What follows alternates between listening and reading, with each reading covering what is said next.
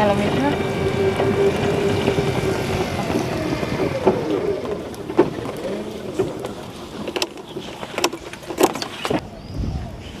Very nice.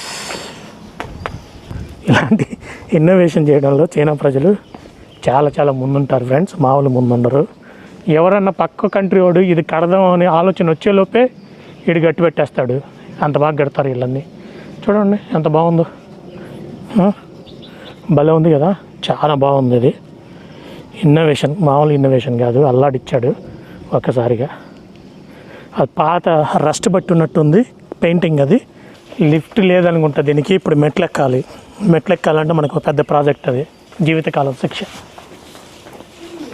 Super ఉంది ఈ place. అటువైపు వెళ్ళేసి చూద్దాం.